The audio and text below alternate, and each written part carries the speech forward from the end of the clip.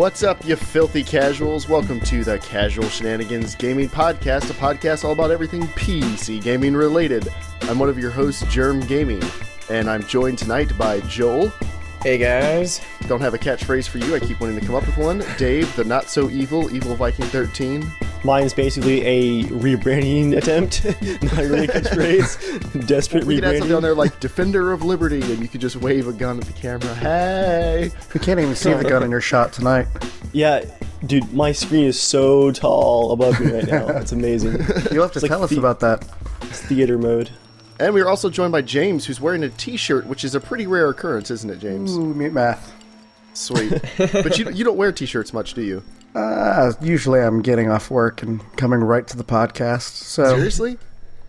You have to work late usually? No, actually, I'm just dealing with life stuff. And like that's why like 1 minute before I'm like, I'm here. He's kicking his kids out the door. Get back in your room. I told you to sleep. Not only is it a work shirt, but it's been the same work shirt all week. Just sleeping in it. If you sweated it enough, you don't have to starch it. It just gets stiff on its own. Since I can't smell. You guys already know that, but for the podcast listeners, I can technically smell. I just can't smell much. And it does always worry me. I'm like, gosh, I hope everything smells like, because I don't wash my pants every day. You reuse pants for a couple days. They're still good. But I'm always worried. I'm like, I hope this is all good. Like, I shower on a regular basis. I groom myself. Hopefully this is acceptable. So small update since our last podcast 2 weeks ago. I ate all of those Cadbury creams, and I did not get sick from those. I felt fine from those. But a day and a half later, I did get sick with the flu, which apparently has reached epidemic proportions. Officially, we're at epidemic. I could have got it from the eggs. I don't think I got the flu from the eggs. And yeah, so I was sick for like a week, at least a week. So my voice is pretty much back, but if it starts cracking and like falling apart and I start hacking out of the frame, Dave will just take over for me, so everything's good. Yeah. Yeah, editing around all you guys who have been sick has been interesting, trying to get that DayZ episode out. James, I just looked through the soundtrack and it's like, there's James, cough, stop. I'm still here. Oh, man. Yeah. So how was everyone's Christmas? Should we start with that? Good stuff, actually. Yeah. All right. What's yay, Joel? No, well, I did have one of the best things ever happen. Not to me. Well, kind of. So, Is anyone else intrigued? Okay.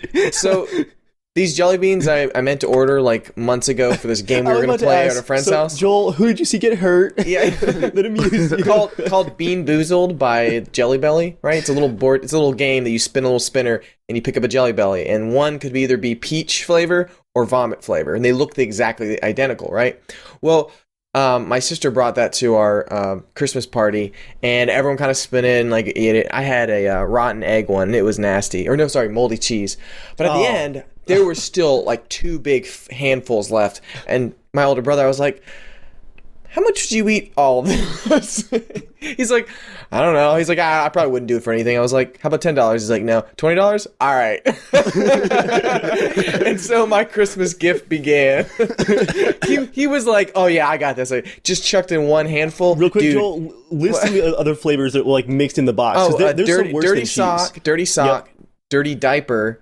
Skunk, How do you make dog something that food. tastes like a dirty diaper? Who focus tests that? Oh, No, I have it some does. left. So that's your next challenge, Jeremiah. Great. That'll be easy because I can't really taste much. So I'll be like, tastes kind of like a jelly bean. Tastes kind of like a jelly bean. No, This there's looks a- like a jelly you bean. don't There's a understand. skunk flavor. There's booger, and it's really nasty. But anyways, Lawn clippings. it took him 20 minutes to get through the first handful because you can't swallow it. It has the like consistency of vomit for the vomit, which was just mixed flavors. And I was like, Jerry, you have one more full handful to go through. He was outside just jumping around, just trying to hold it back from just straight vomiting out. It was so funny though. But he like at the end he's like, I get $20. It took him 45 minutes, the whole thing, to eat. For 2 handfuls of jelly beans? 45 minutes just because it was like one of those. It's like the texture you just can't swallow, you know. But it was really well worth it. $20. Yeah, your brother would get rid of like unneeded fingers and toes for $20. He'd be like, which one do I use the least? Yeah, this one. Joel, was it John last night that tried the skunk one and like he bit into it and immediately started gagging? He's like, as soon as you break the shell, he's like it hits your sinuses, like it just goes up the back of your throat, like into your nose. He gags so bad. Yeah, it's pretty awful. It's disgusting, yeah. So that's your next challenge, Jeremiah.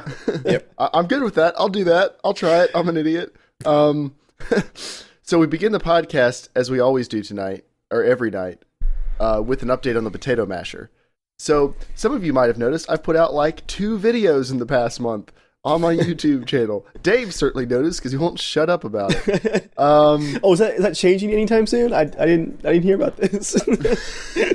Yeah. So part of the reason has been, real world stuff going on. Part of the reason has been I've been working on the potato masher, which turned out to be a little more work than I thought it was going to be, but that's okay.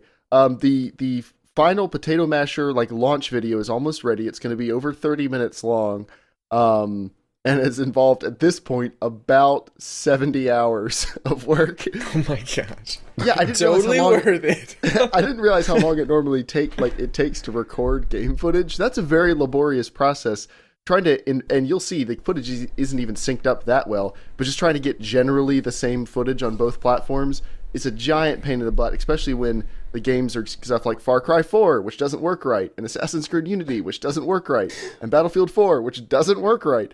I recorded Alien Isolation. It was the smoothest anything has ever been. That game looks gorgeous on both platforms. I was like, please, why can't we have more of this?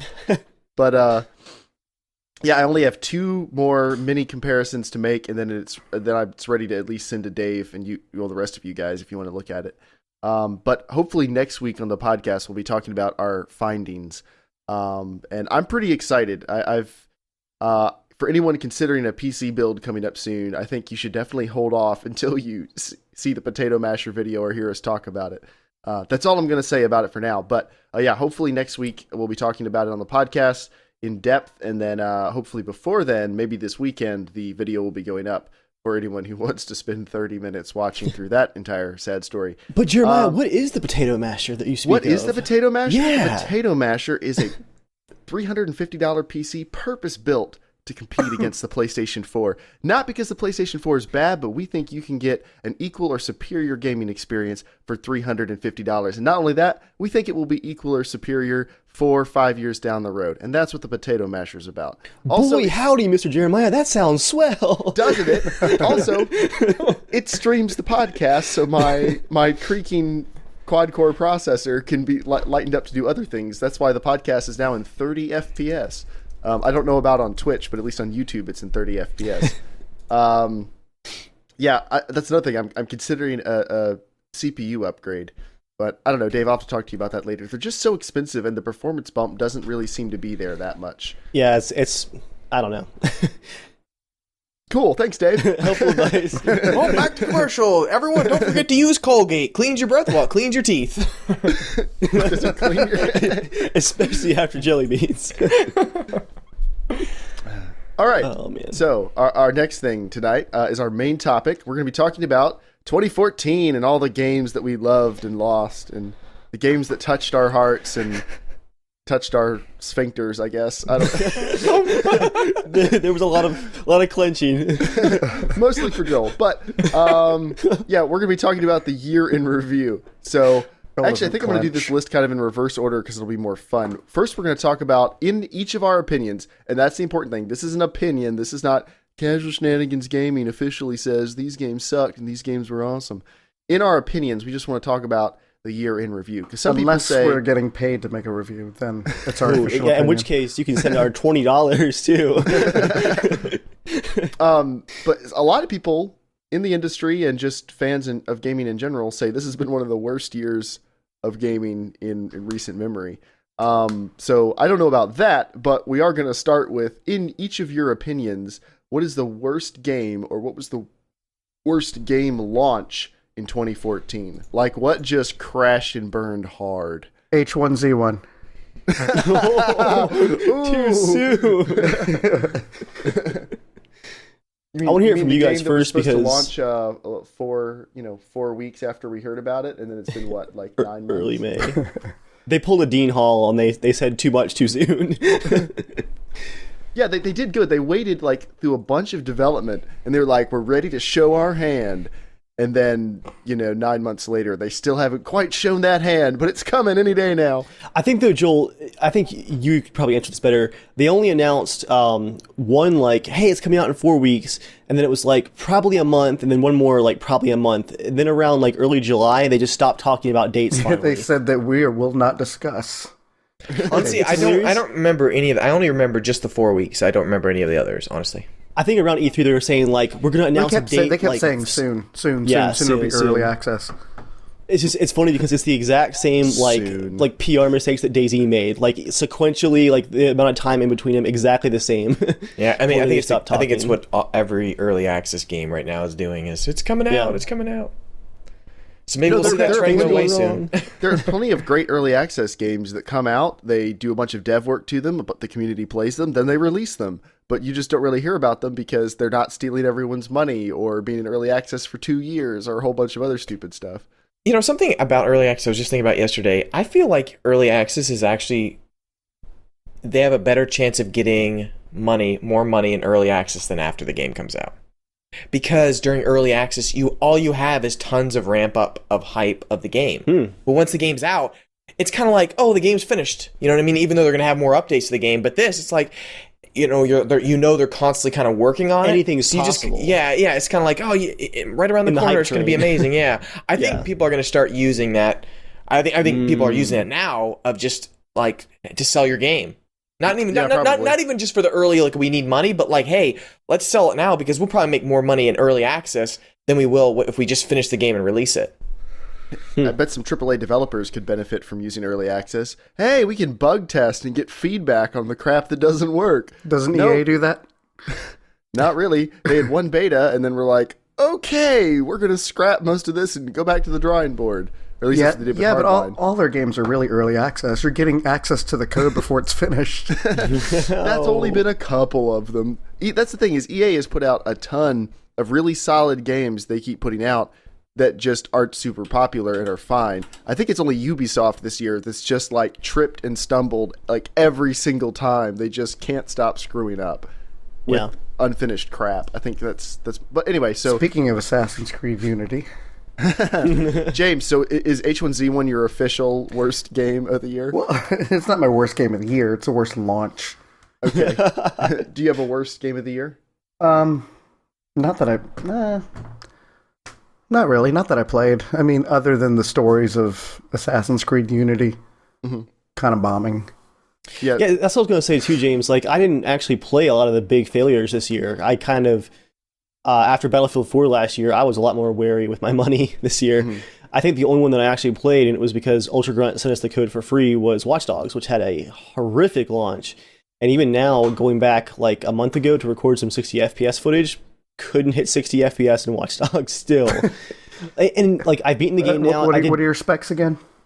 Well, let me just dig into the quick version. CPU, No. GPU. That was the joke. 6-core hyper-threaded Intel CPU and a GTX 970 and 16 gigs of RAM. Like, there's no reason that Watch Dogs should run poorly, but it still does. And for me, the shame was that I beat the game, beat most of the side quests. I really enjoyed the game. I would rate it, like, outside of the technical and launch issues, like a solid 8 out of 10. I really enjoyed Watch Dogs. I think my total hours were like 70 or so hours in that game. But the whole time, it was like pulling teeth to get the game to work and to actually get to the enjoyable parts. With the crashes and the stuttering and the FPS issues and the poor texture issues. And the it was a driving. real shame. The driving. Well, I wouldn't say the driving was amazing, but once I got the hang of it, I came to appreciate it, I guess. It worked pretty well for the game. It's not Grand Theft Auto, but I don't think it was trying to be. So Right. it was a bit weightier. All right, Joel? Mine was, unfortunately, I put Destiny because I forgot about Destiny. I don't think. Yeah, I was gonna say. I think so James far agrees. removed. We had a category for which As a game launch, failed I think to it live up launched to the fine. hype. I think it launched fine. I mean, it worked fine the first whole It week. worked great. All 2 hours of content. Yeah, I mean, like, well, I played 20 hours of it, so I still enjoyed it. But I did beat it. I beat the campaign, I guess, whatever. No, I made it like halfway through, and I was like, you didn't see the ending? Well, see, the thing was, I kept playing the same mission over and over Yeah. again, except they kept calling it different things. So I was like, and then Grand Theft Auto 5 came out. I'm like, bye. It hit eBay immediately. Joel, what was your face after seeing the ending? Okay, I was sitting there going like, okay, like, sweet, going to the next mission. Wait, what? I was like, credits. I was like, what the crap? Yeah, it was. And okay, honestly, I was kind of tempted even to try the new DLC, but I was like, wait, $20 for it's like 4 missions, which they're going to be one mission that all in the same area. I'm like, come on, like if they honestly released like I don't know if the DLC had like 10 new missions and they were like maybe different worlds or something like that, I might jump in because I still love the mechanics of it and that was really fun. The story is so crappy, but yeah, it was like it launched well, but man. That game just had nothing to it, man. At all, nothing. It sucks. Maybe Destiny 2 will be decent. I think they're obviously making Destiny 2 because they've already probably invested a year into it. But I think it's gone. I don't think it has no chance. Speaking of things that have no chance, my choice is Drive Club. Because this was like, there's been some bad PR disasters this year, but Drive Club has to be one of the worst. And bad luck for the studio. So, for anyone who doesn't know, I'm completely forgetting the name of the studio that made Drive Club. But if one of you could Google that, that'd be awesome, if you wouldn't mind. Yeah, I actually put on Drive Club for worst game launch. So, yeah, the studio that made Drive Club, if I'm not mistaken, is the same studio that made the last, what were the racing games called for the PS3? Evolution Studios. Evolution Studios, and they made, what were those off-road racers called? World Rally, Motorstorm. Motorstorm, yeah. Apocalypse. So, Motorstorm Apocalypse, they made, it was about to release, it was set to release like 1 month after, which tsunami was it? It was a horrible tsunami, thousands of people dead, and Motorstorm Apocalypse, which is you're racing through natural disasters. It was supposed to release a month after it, and Sony was like, yeah, guys, we're not gonna put that out right now. We're just gonna we're not gonna do that. So going into Drive Club, they were already like, okay, guys, all right, we got to do better than last time. It wasn't their fault last time, but like we need a win basically. And so when they announced the PS4, it's announced as like, okay, you're gonna have to wait 8 years for the next Gran Turismo or whatever. But here is the tight arcade racer on the PlayStation 4. It's so gorgeous. It shows off all the power of it. Not only that, but since we just told everyone you have to pay for PlayStation Plus to get multiplayer, here's how we're going to soften the deal. Drive Club, massively multiplayer racing game. Like, you're going to play with all your friends. It's going to be amazing. It's going to be totally free for PlayStation Plus subscribers. And then as the game got closer to launch, they're like, okay, there's going to be like a special PlayStation Plus version that has like, a third of the content. But to get all the content, you'll have to buy the game. But if you have PlayStation Plus, you can play, like, the graphics are all there. Like, it's the same quality as the game, but it's not going to be quite all the content. And then the day it comes out, they waited until the PlayStation Store updated.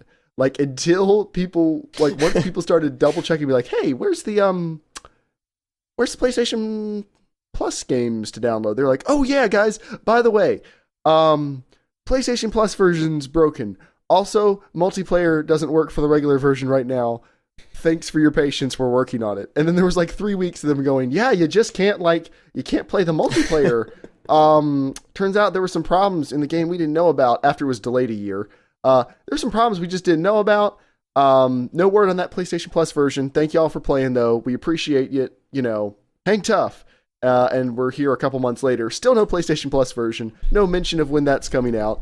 And they have finally fixed the regular game though. So 1 year and 3 months after the game was supposed to launch, everything's hunky-dory except for the main version they talked about when they announced it. So, yeah.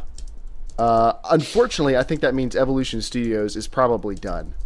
Like, they've had 2 horrible failures in a row. One of them wasn't their fault, but that's unfortunately life. And I think Sony will probably dissolve them and reform them into another studio with a different name that doesn't have the stigma attached so they can build something else, because I don't think there's going to be a Drive Club 2 At least not from Evolution. Anyway, in my opinion. Yeah. Yeah. I'm starting to get some of that like secondhand cringe from these, where it's like you actually feel some sympathy, like oh man, that's ooh. I mean, from the people who've played the single player, say like it's a fun game. Yeah. Like the driving, everything's fun. It's just there's that one critical flaw they didn't address, and then they handled the PR poorly, and here we are. All right, now, what was your favorite multiplayer game released in 2014? What was your favorite multiplayer game released in 2014? Or the best? Favorite/best? I want you guys to go first because I've got a longer and kind of weird answer. All right. Because there weren't many. You want to go first? I've got nothing. What came out this year? Payday 2 came out last year, unfortunately. Yeah, that would be my answer. I can go back in time. I checked too, actually. For this Payday year, it'd have 2 to is be like hands down Dark Souls 2. Okay. Why?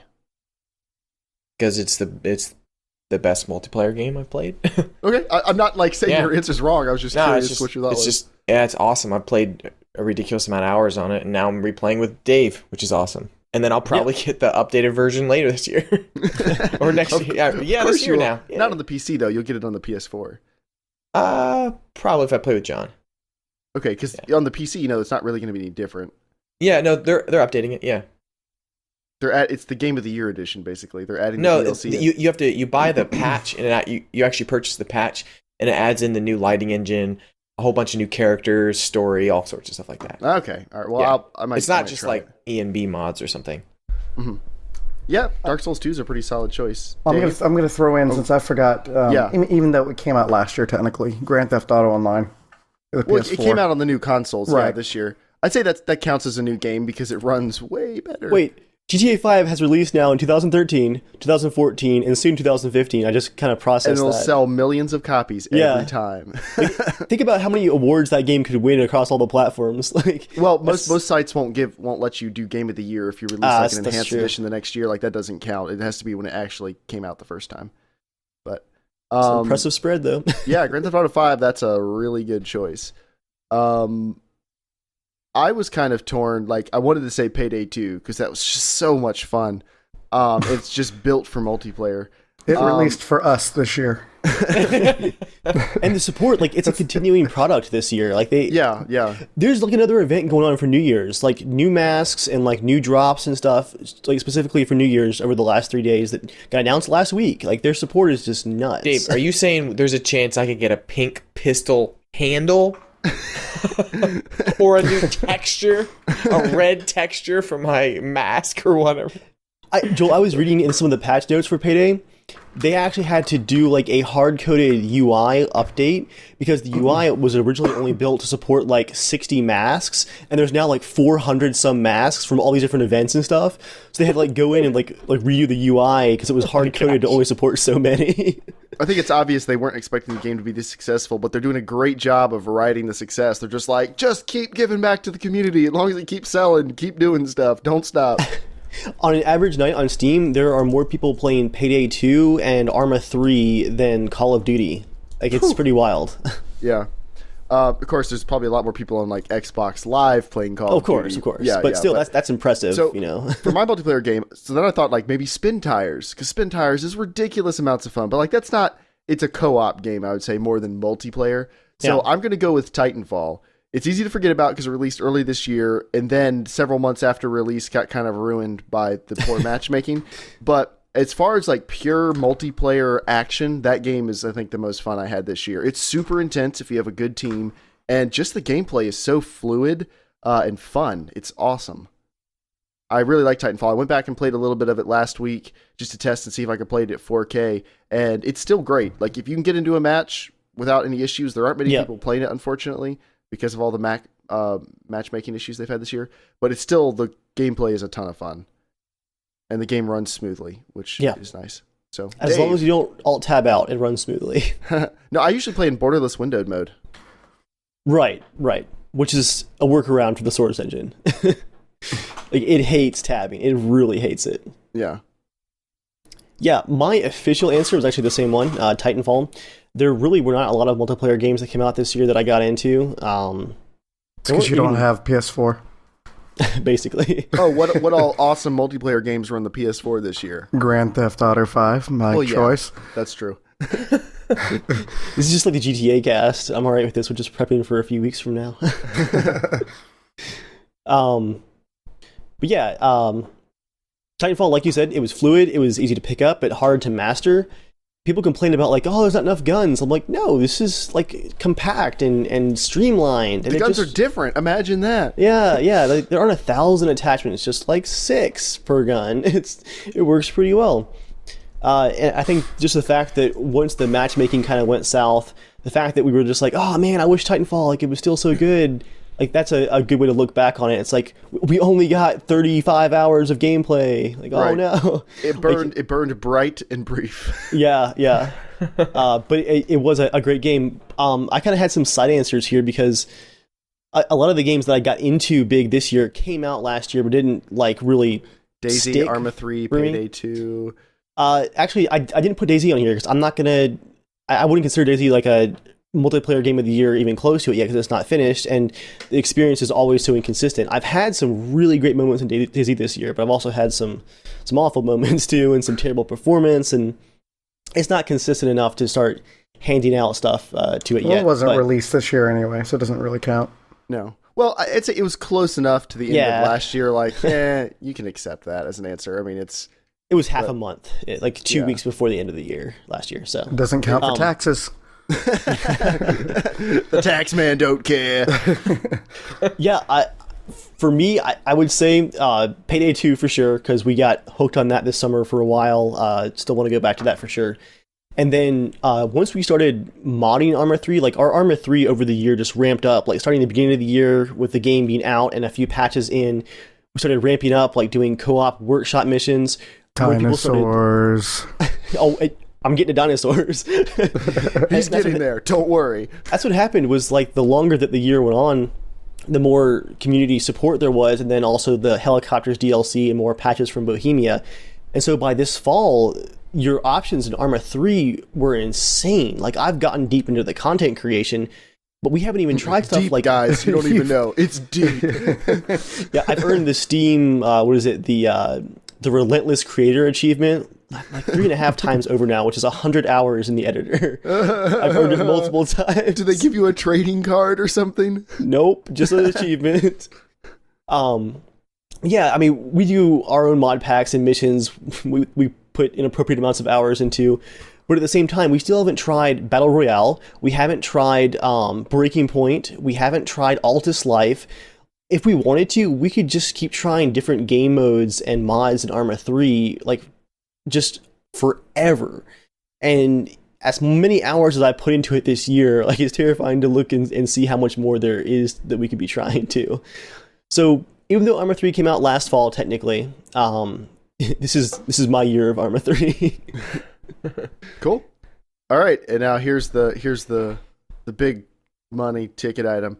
What's your favorite single player game? And then I can put / game of the year. Like if it's not a game that had a single player component, what is just the best thing you played this year? That came out this year. Joel, do you want to go first? Sure. Alien Isolation. There it is. Solid choice. Yeah, absolutely love it. Joel, For what reasons? Like if someone hasn't picked up Alien Isolation, why should they play a 30-hour survival horror game? I wouldn't even really call it that much of a survival horror game. Like honestly, like it's a pants changer. It's a pants changer. Yeah, it's not even that terrifying. It's just really cool exploring the ship. It kind of feels like a real place. And so the best part, I mean, like, I'm a huge fan of the Alien movies, and I just love that kind of 80s, the way the computers work and everything. And it feels a little bit like Fallout 3 a little bit, like when you're wandering around. Yeah, it's just, it reminds me a lot like when I played BioShock 1 for the first time. Like, that world probably is one of the best worlds I've ever explored in a game. Like, it's just so much fun. And this, yeah, I just really enjoyed, like, I just don't know. I don't feel rushed to go everywhere. It's just fun taking your time. It feels really real, and I think the fact that the alien is just so random when it's you have no idea what it's gonna do, and so that's been really really fun. I think I forget how many hours I have in the game now. I think like 27 or something now in the game, and I know I'm nowhere close to the end. And but it's just really good. Like I hope it doesn't end for a long time because it's just every time I play it, it's awesome. So that's the thing I like most about that game, and I've spent some time with it doing stuff with the potato masher. And I know I've said this before. I probably sound like a broken record to you guys, but it worked great on both platforms I've played it on, PC and PlayStation 4. It looked great on both platforms. The experience was, as far as I can tell, identical on both platforms, but neither platform felt like there were any shortcuts or handicaps given to it to make it work. Like it just felt like a really awesome game, no matter how you played it. And it ran great and just released and worked. And I was like, dang it, how awesome is that when that happens? Like, it's just a good game for everybody. And for me, the weirdest part remains that game was developed on a custom game engine by the developers of the Total War series. Their pedigree includes 1,000 Total War games and then Alien Isolation with a custom engine. Yeah, I know. It's an absolutely that gorgeous engine. Needs to be applied to other things. Not to too many spoilers, but on the potato masher, we were able to do 4K in that engine. 4K at playable it runs frame so rates. freaking well. And it looks so great. Even on the lowest settings, that game still looks better. The lighting still looks awesome. That came out this year. Also, it had a backdoor Oculus Rift setting that worked just fine. Which, if any game really needs Oculus Rift, I think Alien Isolation has Joel and Dave keep telling us. I disagree! I'm so excited, Joel. Next time I'm in town, I really want to try that out. Absolutely. Oh. And you know, the weird part, too, is that Creative Assembly's Rome 2 was like a huge crash and burn last fall. Like, maybe they were just putting all that effort into Alien. Mm-hmm. Who's to say? All right, Dave, what's yours? It was actually really hard for me to pick a single-player game, because I think whereas there were almost no multiplayer launches this year that I got really into, single-player stuff, like it was a good year for single-player games, even with some rough launches. What are like your 5 favorites then? Like for people who don't know, what's the good single-player stuff this year? I was tempted to select Alien Isolation because I know it's so good. I've heard Joel talk about it. I've played it on the Oculus Rift and it's amazing. However, I'm only like 3 hours in still. I got it in mid-November. I haven't played it in like 4 weeks now just because it's like I have so many other good single-player games and that game is stressful. It's so good. It's legitimately stressful to play. I can play it like for an hour or two. I think I've done 2 sessions about an hour and a half each. And it's honestly, after a while, I'm like, I want to play Far Cry or something it's just, you know, slap happy explosions and fun. Where I'm not being explosions and fun, racism and genocide in the mountains of Thailand. I'm a white man. I'm just here to kill stuff. Woo! I don't think Thailand is anywhere Actually, do you near... even know if you are a white dude in that game? Wait, you take a selfie early on. Do you? Oh, I honestly don't remember that. Is it near Thailand? Or the Himalayas? Sorry, the Himalayas. I'm not good at geography. Yeah, that's not even close to Thailand. Wow. But yeah, where are the Himalayas? Please, you're gonna be racist. Be racist correctly. Yeah, be the right type of racist. It's on the border of India. Right. The Himalayas are on the border of India. Where's Kirat. Thailand? Where's Thailand? Don't laugh at me, guys. Just someone tell me where it is. We got to move on quick. So yeah, I am looking forward to playing more Alien Isolation. I just need to mix it up with other stuff. Because your blood pressure can't handle it. Honestly, like my heart palpitates. It gets stressful and painful. Alien Isolation, great game, bad for your health. For indie releases, The Vanishing of Ethan Carter, which is coming to PS4 next year, I just saw. Dang you. Holy crap, one of the best looking games that I've seen in years. See it in 4K. You don't even know. You sent me screenshots. You shut your face. I could almost put them full screen on my 1440p screen. Print them out and put them on your wall and just stare at them. Okay. It ran great. It looks incredible, and it was a good experience. Like I even liked the ending that some people had issues with. Great little short mystery adventure game. Good stuff. For overall single player choice, I already talked about Watch Dogs. I actually really enjoyed it despite the issues, but Far Cry 4, I got it for free with my 970, and first impressions were just that it was like Far Cry 3, like DLC. Like it felt so similar. Even I swear some of the weapons are like reskins, and some of the animations are like the exact same rig. Like every bit of timing on some of the animations look exactly the same. But the further I've gotten into it, at almost 40 hours now, they took like every part of Far Cry 3 that was the good parts, the outpost and the good side missions, added more stuff to it, like the rescue the hostages missions are so much fun. They upgraded the graphics a little bit. They added some cool PC exclusive features that I was really happy to see, like volumetric god rays, total mind blank on the rest of them. I was gonna say the extra bump mapping on the tree bark, but that's not that exciting. For you, it is. I was just like, all right. The ambient occlusion actually was pretty wild. Some of the super accurate ambient occlusion. The ambient occlusion was pretty wild. Pretty wild, guys. 2015. It's really funny. If you went back and forth, NVIDIA had one of those sliders. By making it more accurate, some of the areas where you had lots of texture decals that were close, like the grass especially, it helped to avoid that like black shadow clumping at the base and actually like make it a lot smoother. It was pretty impressive. But overall, the characters in the game are great. The gunplay is fantastic. The difficulty, it can be a pretty difficult game. And then you have co-op on top of all of that, which has occasionally terrifying amounts of desync. But yeah, it's every good part of Far Cry 3 just improved upon. Incredible game. Dave, I feel like I'm watching... when you're getting close to being done with it, so I can play it on your account now. Yeah. I feel like I'm watching you from a security camera, Dave. Really tall monitor. It's my 1440p monitor. It's 27 inches, and then I use an elbow mount to mount it to the stand at the back of my desk, which is already like a good 10 inches above the surface of my desk. Then I have the elbow mount above that, so I'm actually looking up at my camera right now. I mean, I don't get me wrong. I like the voyeuristic view of you. Hello? Who's there? Can we have the camera canted just a little bit? Just add some more dramatic effect. Yeah, I can do that for you, Joel. All right. Thanks, Dave. So kind of you. All right. Favorite games? Yes, James. Single player. Yes. Single player. I have not been it yet, but Infamous Second Son has been amazing so far. I would say the couple hours I played at the beach of that. Oh, were I didn't know you got it, James. Yeah, I got it like 2 weeks after I got the PS4. Oh, I didn't know that. Yeah, Wait. Is it Jeremiah wait. Yeah, never mind. I don't know what I'm hadn't talking played about. it until I was at Never the beach mind. with you. All right, sorry. It's just Yeah, we really, both played it. really fluid, and exploration's pretty cool. Yeah. Another game I haven't gotten to play much lately, but Dragon Age has been amazing so far. Mm. Oh yeah, it's freaking huge, Joel. You weren't kidding. Ridiculous. Like- It's ridiculous. Well, I mean that part of me that just always wants to say, "Oh, what's over here? Yeah. What's over here?" It's just like it never stops going. And then I fight something and die. Dude, I'm like, I've all right, spent screw it. 25 hours in that one area of the Hinterlands. That's crazy.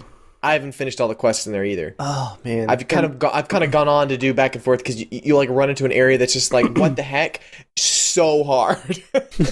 You'll kill one guy in 1 second. A bear like right around the corner takes everyone out like in like one hit. I'm like, what the heck?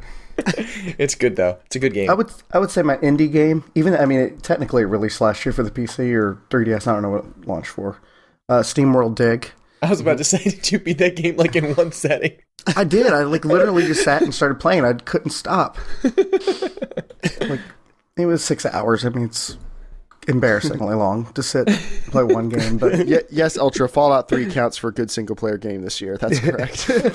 just because you played it for the first time this year, it counts. It counts. you're only 6 years late. With SteamWorld, just the mechanics are just so good. Like the jumping feels almost Mario-esque. Like just the freshness of it. Mm-hmm. This is actually really good. I played it a little again not too long ago, so I'm not that far in it. I've just upgraded like my pickaxe a couple times. Mm-hmm. Oh, it gets addicting. We start upgrading everything. I would say James, I can see the gleam in your eyes as you recount the loot and gems you get. I would say Heavy breathing. Sorry, James. Did you have something else to say? Nope. Okay. I would say for me, like it was a bit hard because I quit playing Assassin's Creed Unity midway through, quit playing Watch Dogs midway through. I haven't played Far Cry 4 yet because I've been waiting for Dave to be done with it so I can use his Uplay account. Every outpost and every tower is being beaten. Good job. Dude, I should just share my Far Cry 4 on mine since I'm playing on mine on PS4 anyways. Destiny, obviously a giant disappointment. Like there's just been so many games this year I was just like, I don't know. You know, they haven't been that great. So I'm going to say I'm split between, and this is going to sound really indie hipster of me, but I'm split between Spin Tires and The Vanishing of Ethan Carter as the most fun I've had playing a single player / co-op game this year. But I'm not going to pick those. I'm going to pick Dark Souls 2 because it's a game. Because you could never play multiplayer. It's a game. It's a game. No matter how hard you tried it was always single player. It's a game. It's unlike anything I normally play. I don't play those types of games. It was very, very hard for me. I had to grow a little bit as a gamer this year to be able to play Dark Souls 2. It's just not. I just don't have those skills, like the super tight blocking, dodging, hacking stuff. I just am not good at that. And so it was very, very difficult at first. And now that I've learned the mechanics, I have a decent amount of fun. I accidentally deleted my save when I reinstalled Windows, so that's kind of my bad. This is just, getting you ready for Bloodborne for the true experience. Probably. But I would say like that it pushed and challenged me more than any other game has this year, and it still had a pretty fun multiplayer component. I've mostly been playing it as a multiplayer game.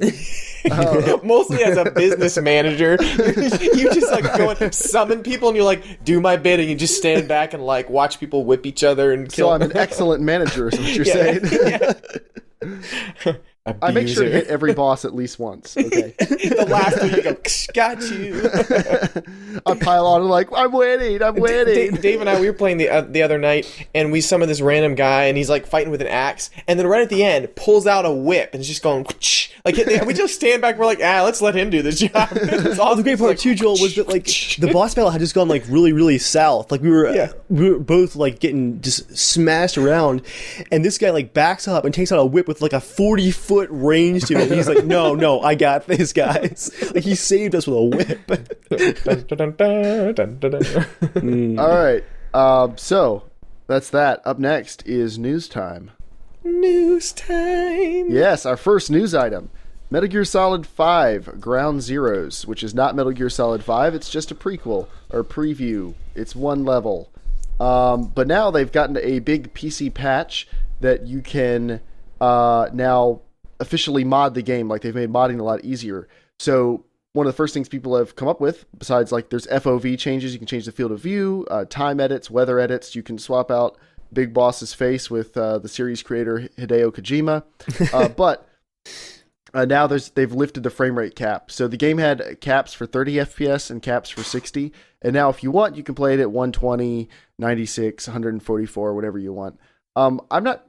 This game is a slow enough moving game. I'm not sure if you're going to see a ton of a benefit from playing it like 120 hertz, but it performs pretty well. So if you have a fast monitor, you'll probably be able to play it at pretty high frame rates. So really the only newsworthy part of that is it officially kind of supports modding now, which is really awesome for a primarily PS4 game. So good on them. Next bit of news. The Elder Scrolls Online. Ooh, what is this?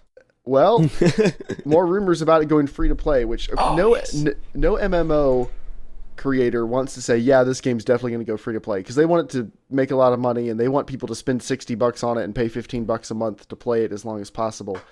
But Bethesda has removed the 6-month and 1-year subscription options. You can now only subscribe for 90 days or less on their website, which might mean within 3 months that it's going to be going free to play, or at least they're preparing for it to go free to play, and they want to ease people into it without having to announce it.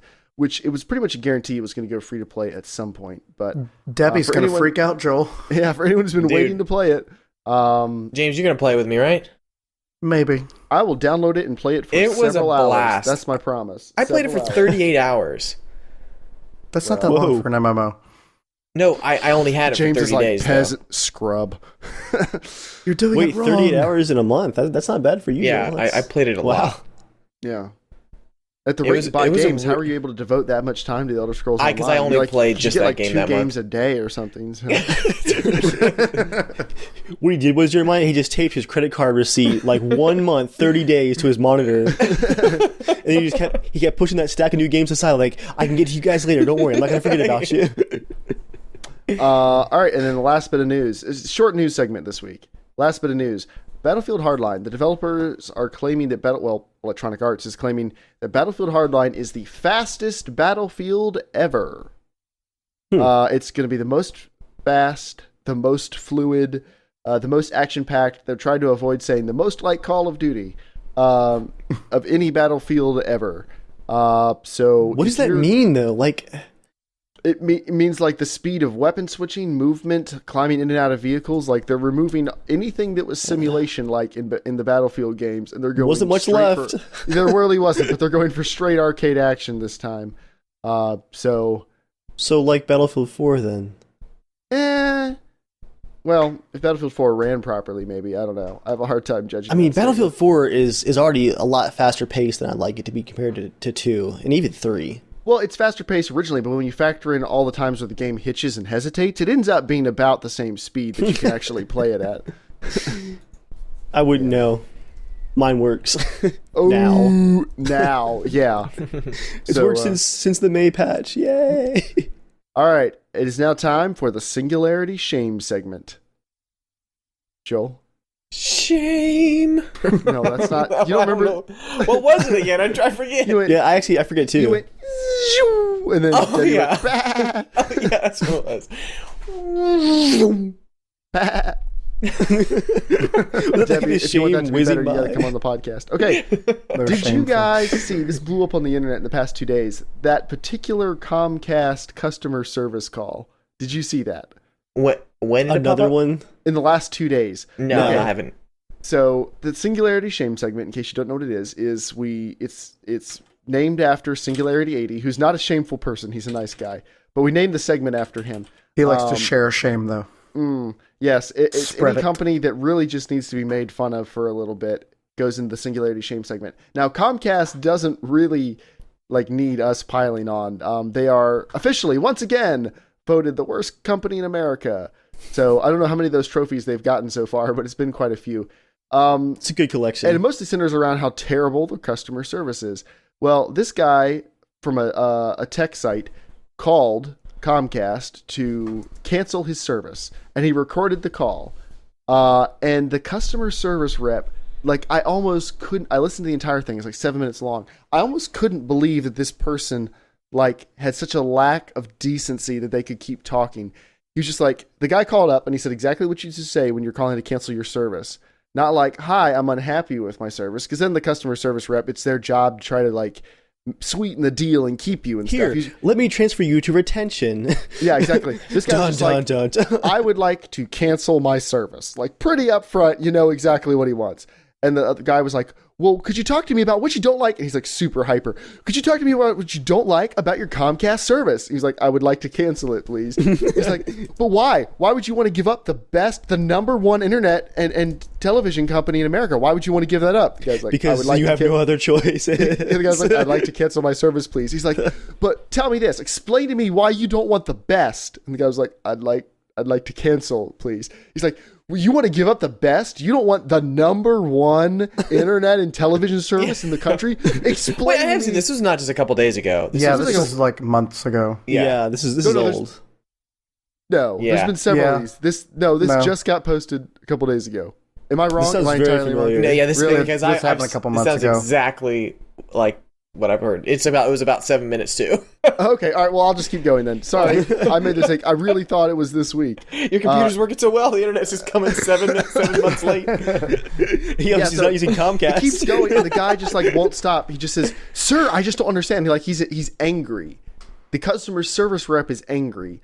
He's not trying to be super cheerful and win the guy back. He's like, "How dare you?" Is basically his attitude. You want to give up Comcast? Oh, You're dude, ready it to was just leave ridiculous. Comcast? And the guy's like, "Yes, I am totally ready to do that." He's like, you can't do that." And the guy's like, "Sir, can you cancel me over the phone? And the guy's like, I just want to talk about why you want to leave Comcast. Yes or no, sir? Can you cancel this over the phone? We're going to talk about why you want to leave Comcast. Sir, are you able to cancel my service? I would have been like, it's you. It's your fault. This is all you. Eventually, he did say something. He was very polite, but he did throw in something about, like, it's calls like this. This is one of the reasons I want to leave. There it is. I would have just unloaded on the guy and been like, look, I realize you've got to feed your family somehow, but, like, you know, I don't have to be okay with you clubbing babies. I don't have to be okay with you, like, selling your body. Seals, but not babies. Exactly.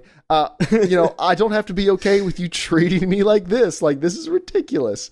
So I found the Comcast guy who actually was.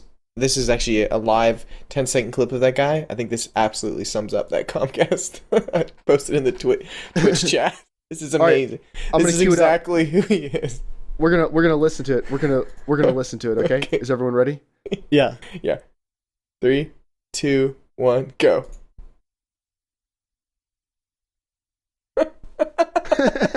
Have you seen that movie Troll 2? No. Oh, it's so amazing. You can't piss on hospitality. I won't allow it. And he starts taking his belt off. You're like, what's gonna happen? That's what this guy is. He's like, you can't leave us. And the guy's like, yes, I can. He's like, yo, no, you can't leave the #1 internet and TV service. It's like, you don't have to keep giving him the pitch. He's been signed up. He doesn't want you anymore. It's over. Stop making it awkward. Yeah. Stop being clingy. It's weird. All right. It's now time for mail time. Mail time. Whoa. That bass drop, though. Flex my voice right there. So you can write into the show at casualshenanigans@gmail.com. Just like Jonathan, he said, hello, guys. I've been around from the beginning, and I still love your podcast. Thanks, Jonathan.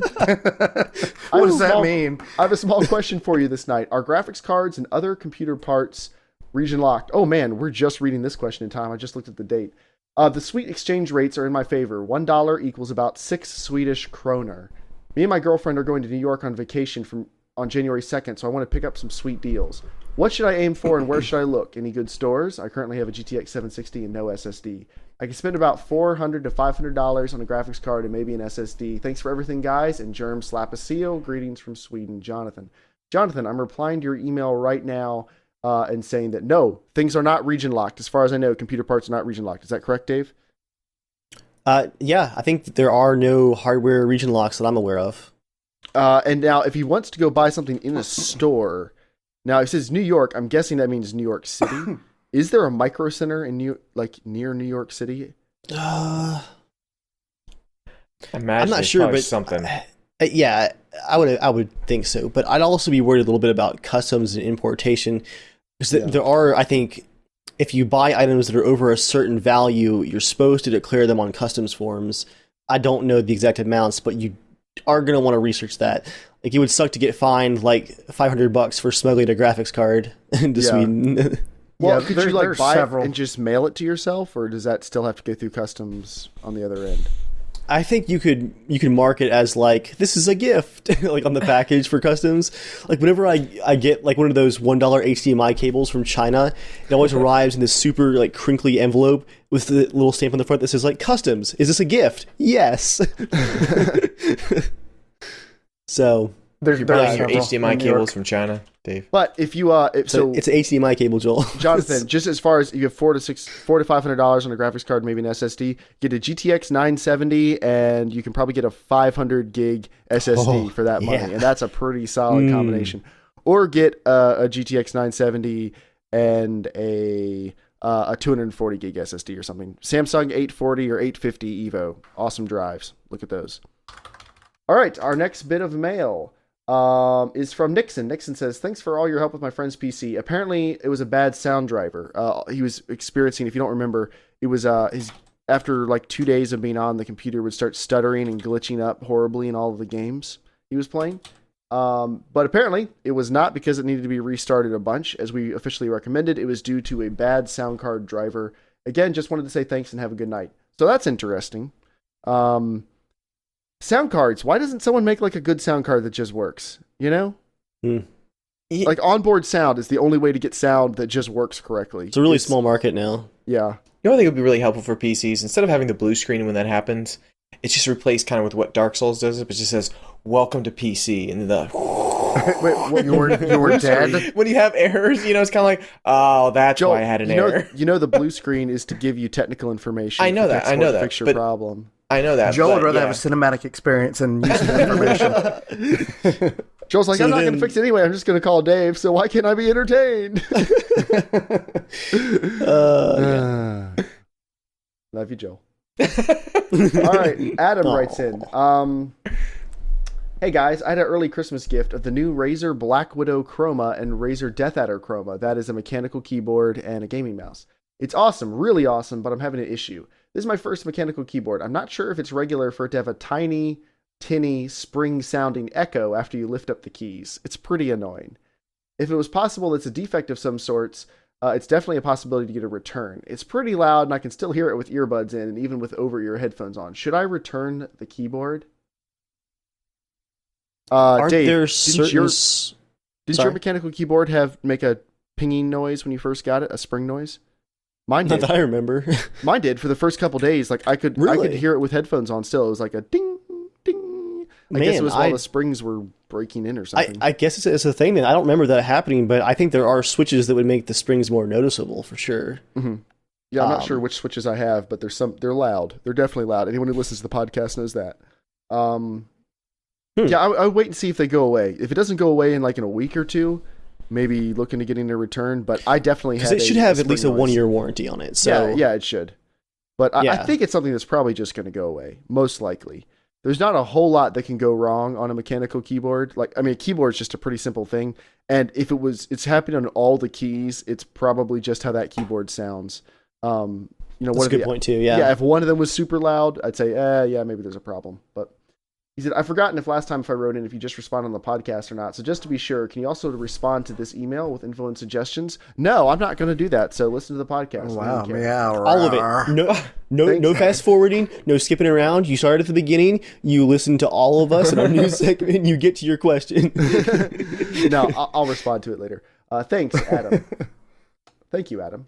Thank you for writing in. And as again, you can always write into casualshenanigans@gmail.com. It is now time for 90 Seconds with Joel, the part of the podcast where Joel talks about whatever he wants for however much time he wants to talk about it. He just starts yawning immediately. This is going to be good. Oh, good, Joel. Thanks for not phoning this one in this week, Joel. Thanks. What'd you say? I said, thanks for not phoning it in this week. You're like, oh, all right, let's talk about crap. Well, before I begin, I hope my neck doesn't hurt that much tomorrow, because earlier I sneezed and I was looking at the TV in a weird position and my neck just went it hurts so bad. You're old now. James, you know what this is like, right? When I was 12 too. Have you ever sneezed and your neck just goes I don't know, not my neck, no. I moved my head or something. I don't know what happened. It hurt crazy. Yeah. I know what you mean, but I settled back in. You described it I'm injured, medic. I grabbed some frozen fruit, that in a frozen fruit bag in the freezer, and I just went out and just put it on my neck, and I was like, oh man, please tomorrow not just be crazy hurting. So we'll see. It feels okay right now, but I'm kind of scared. Put some icy hot on it. Go take your BC powder, Joel. Go tell your wife about for better or for worse than those vows she made, and tell her you need a 4-hour shoulder rub. Sickness and in health. You owe me, woman. You made a promise before God. Those vows cover injuries while watching television. I'm putting my foot down. You see it? It's coming down. That's how marriage works, Why don't you brace for the... Why didn't you brace for the sneeze? Why were you still? Do you normally have to brace for sneezes? If I'm this, I'm probably not going to sneeze. I'm probably I'm just young. I was let the sneezes go. This way, and I was sitting this way on my couch, and when I sneezed, I kind of like a glamour shot watching TV. Gotta look good. And I think just the angle, I don't know, but it was just my neck felt warm, it's you know when you pull something, you're like, oh my gosh. So, but hopefully for the neck window, Joel, is it the one where when it happens, it feels really cold at first, tingling, and it warms just this big twinge of pain. You're like, what the heck? Yeah, it was probably the worst I've ever experienced from that. I haven't sneezed and caused that to happen for a long time, so I must be weird. Okay, on to my actual 90s. Okay, good. This wasn't your actual 90 seconds. No, I have Joel, it in you there. literally just tell us about an injury you got. Okay, Guys, I hurt today. so I was thinking about this while I was watching Netflix, and it was Christmas time here in America, and It's Christmas time, not the places, Joel. yeah, I know, but It's different and special in America. yeah, It's the same day, it's but not like the flipping It's log. the same day from, everywhere, Joel. it's true. There are no pooping logs. It's not the same everywhere. Really? Yeah, it's not. So, Like where? okay, what do you mean? It doesn't matter. It doesn't matter. It's not China. Korea? It's still Christmas Day in Korea. Do they celebrate Christmas? No, the I don't same think day? so. I don't think it is. All right, guess we're Googling this. Yeah. Joel, you keep talking. I'll Okay, Google okay. it. So anyways, Which Korea? No, South New Year Korea has or a Best different Korea? day in some of these countries, but I'm like, it's a meaning. It means they have like a different tradition and everything else. But Okay, sometimes it's not sure. on the same day, like Boxing Day or whatever. Okay. So I was watching there was with a fireplace. You can search up fireplace on Netflix, and we had that going on the TV because we had friends over and stuff. And I realized I had the hearing impaired closed captioning on, right? And during the fireplace thing, it would every once in a while pop up say crackling sounds, and I was looking at that. And then you can choose seasons of this fireplace DVD thing that's on Netflix. And one is this what you were watching when you sneezed? yeah, I just So watch them by intently. myself. Like, ooh, fire. One of them has Christmas music. I don't want to look away. And every once in a while it would show an icon of like music and say music playing. And I was thinking there going, wait a second. Okay, like if you're deaf and you have that on and you're watching a movie and it says music is playing, I've always wondered, like, isn't that kind of like a middle finger, like, hey guys, music's playing. Oh, you can't hear that. Like, it's like you can't like. Yeah, just don't tell them. They won't know. Well, yeah, like, I guess for me, I've always wondered, like, to a deaf person, would they like? Is it good to know, like, hey, there's music during this part? Would that enhance the viewing, knowing that there's music even though you can't hear it? Because I've watched a few movies, like especially subtitled movies, like a Asian movie or whatever, like that, like Jackie Chan, late at night, and I was watching the movie and just had closed captioning on so I could just read it, so it had dubbed, and it didn't matter to me like if it had music or not. But I always thought, like, it's like the little icon kind of like floats up, like, hey guys, this is music for people who can hear, and I'm like, that's so douchebag of them. But I don't know if that's maybe something if they like knowing Yeah, but what's that they're worse, to using do that or to just leave all off the closed captioning? So like they've been closed captioned this whole time. And they're like, and their friends are like, oh yeah, there's stuff going on right here. And they're like, why did you talk about this? Oh, because you don't know what music is. I don't know. I mean, it makes sense. Like if you hear somebody talking, like in the background, it would say like chatter in the background or whatever, But it's when the music turns, when they have a little musical icon. I just wondered, like, is that something that a deaf person would need to know, or is it, or if every time they see it, they're kind of like, oh, All right. Sorry, go ahead. So, and then the last thing I had to say. You made me forget. I'm sorry. This is large Joel's face. time. Sorry. This is Joel's time. I'm sorry. What was it? Dang it! It was about. I messed up. You said something earlier. What'd you say Joel earlier? is old. What'd you say earlier? It was about closed cap. I have some Christmas date answers for it. Now, just go ahead. If I think of it, Okay. I'll say it. So the only country I was able to find that celebrates it on a different date is Russia. They celebrate it on January 7th because they use the Julian calendar for religious celebration days. Other countries that don't celebrate Christmas. Thailand is predominantly Buddhist and they don't celebrate it. And then here are a bunch of other countries that don't celebrate Christmas. See if you could figure out the common thread. Turkey, Morocco, Somalia, Laos, Cambodia. No one celebrates anything in Somalia. Kuwait, Uzbekistan, Egypt, Iraq, the Congo, Algeria, Yemen, Kazakhstan, United Arab Emirates, Libya, Iran, Azerbaijan, Oman, Mongolia, Turkmenistan, Bhutan, Nepal, North Korea, Qatar, Saudi Arabia, Mauritania, Pakistan. That's a real place. Oh no, I feel like a horrible person. Bahrain, Israel, Wait, is Pakistan a real place? Tajikistan, Oh, okay. I was gonna say Bahrain, Pakistan is not a real place. Tunisia, Afghanistan, and Jordan, and then Israel for obvious reasons. But yeah, but that's and China. So anyway, Who that's posted the chat for the closed captioning? Oh, James. Me. That's okay. I didn't think about that. This makes a lot of sense. Like one of this article he says, sometimes it's a basic noun, or it's a specific instrument. Like saying it's jazz music, then that would make sense for like something more relaxing, or organ, or upbeat piano. You would maybe or scary, or so that's interesting. I think that's very interesting. I wonder if that works really well for people who could hear and then lost their hearing, so they still could understand what that does mean. But what about people who couldn't, were born deaf and they couldn't hear that or have no idea what that means? I'm curious to know if it doesn't make a difference for those people.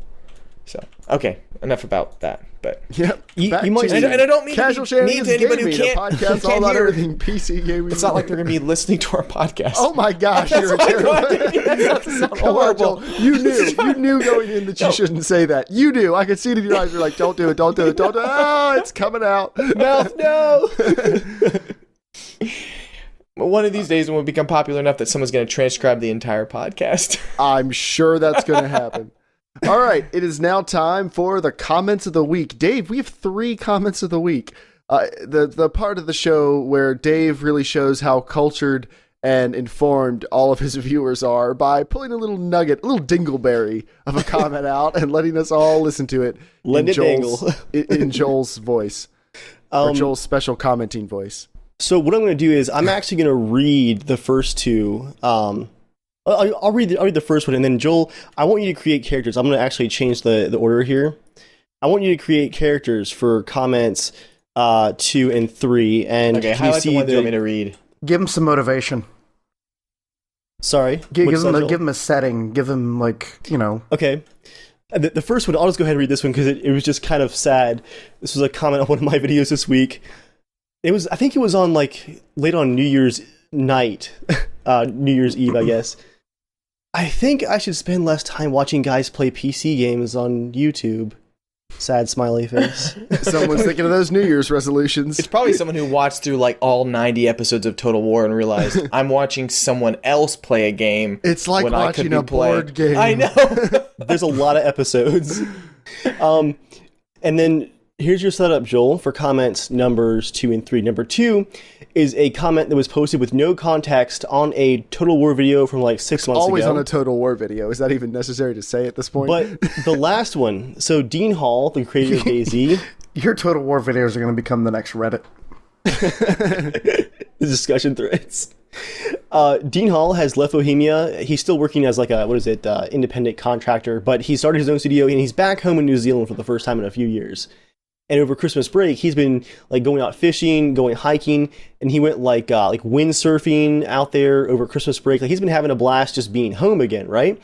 And on his personal Twitter account, he's just been sharing some pictures of like, hey, I went on this hike and it was fun, and check out the surf as I was windsurfing out there off of New Zealand.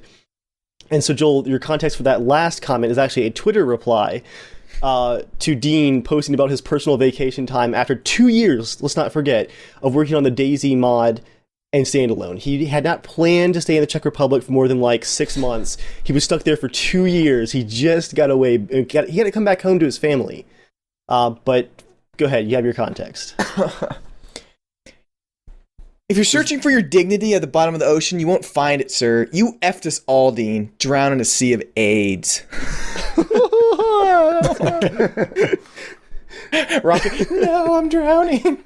And you know, like Dean Hollis, he's like out on the boat, like gets out on his phone, and he's like, "Oh man, I missed this. Like, why did I ever leave?" He swims back to his boat in cash. He's like, "Oh, I'm so glad I left that game." He's actually canoeing over cash. His river of cash. You got our Total War comment too, Joel? Oh yeah. Remember, No context. The setup is no context, posted on an old Total War video just by itself. Well, I don't know. This might actually have some context because maybe in this video you were acting like a little bitch. How do you do that in a Total War game? I don't understand. I don't know. Maybe With okay, diplomacy, Dave, you're just rolling over and letting those other countries impose them trade sanctions. I feel like this comment is not necessarily completely random. Okay, I've been playing Dark Souls 2 with Dave, and okay. We're in the same Just area. Say what you want to say, Joel. We're in Just the same area, and I'm like, okay, Dave, let me know when you get down to this little area and you hit water and stuff. I'll kind of know where you're going to be at. He's like, you've kind of overestimated how far you think I am. He's still back looking through his inventory for like 20 minutes. So I can understand someone being like, okay, you're acting like a little bitch. Just keep moving on, man. Just This is like trying to meet up with Dave playing DayZ. Every time trying to meet up with Dave, like, hey, Dave, you almost there? You almost here? Yeah, man, I'm like 5 minutes away. Dude, like, you're like 5 minutes away like 10 minutes ago. Did you stop and loot? I didn't stop to loot. I just looked real quick. I didn't actually take anything. So this, no like, no, I'm offense, could checking actually his be a house. valid comment. I don't think that's possible in a single player Total War game. But it is possible. You posted online, you're chatting during playing a Total War game. You could have been playing like a little bitch. I mean, there's a possibility. Like, that's a possibility. I think Joel's getting That can offended now. Don't forget, Joel, you've actually played Total War with me too, and in Rome too, so... Oh, I know. I play that game like a total ass.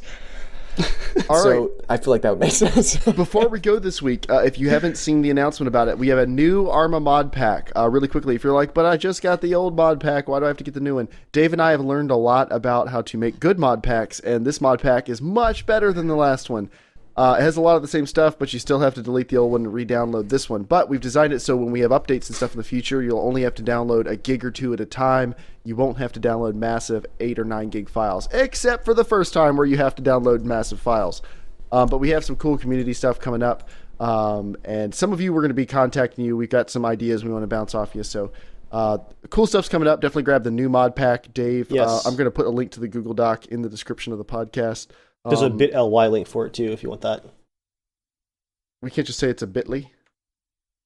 Well, yeah. It's got a period in it. All right, I dropped it in chat. Okay, so yeah, definitely check that out. If you have any questions about it, let us know. And things are going to be awesome. Join us next week when we talk about the Potato Masher. I know Joel and James are super pumped about this episode. I'm expecting them both to call out sick. Like, oh, I'm sorry, I can't. I'm coughing. The wind's in my eyes. I'm going to do something interesting. But we don't see the wind. We're so short. You see the wind. That's all you see. That's all you see. That It is you that directs the wind down to us. you know, Joel, I'd like to go to a concert with you sometime. He's up above going, Are you going to put them on your I'm shoulders sharing so you can some actually with you see? guys.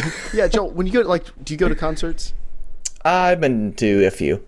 Okay, like, do you enjoy it, or do you spend the whole time just, like, breathing that rancid air that's, like, 4 feet off the ground and just wishing you could see stuff? I climb up on the backs of people like you to see. Actually, I just get there early, and so I'm up front, so no one's in front of me. Cool. James cool. and I, we were at the U2 concert in where I forget where we went, but we were like absolutely. We're not allowed to name it anyway, so it doesn't matter. James, if you want to talk about where you live, you're welcome to. I don't even care. The mob are just going to come kill you. Just watch. Nobody gives a crap about me. Everyone, please send your love mail Jeremiah for doesn't James. need to tell people where he Casual lives. If he stands up, people can all see him. They're like, oh, he's over there. It's kind of like being Everybody in can Las see him from the 4 corners of the earth. He's like Las Vegas. If you've ever been to Las Vegas, anywhere you like know where the strip is. Like there's no possible way you could ever get lost. You don't need directions. You like, oh, there it is, and you just drive right to it. He hung the star on the new Freedom Tower. We're gonna take a picture next to each other at some point, just so you can, you know. Oh, speaking of picture, I sent Debbie a photo of the word picture of when we were working on Norman. That one scene when you were using the blower, right, to blow dust around, right? You know. Yeah. Anyways, so there was a shot that I photoshopped you and moved you up to about the same line where Dave was standing, right? Well, I sent it to Debbie and I was like, "Isn't this hilarious?" And she's like, I'm not sure what you're talking. She had no idea what was changed in the photo. I was like twice the size of a normal person. He looked like a freaking giant. It was insane. And Debbie had no idea. She's like, I don't know what's wrong here. Oh, it was funny. What how many jockeys it would we take laughed. to match your stature? I hate you all.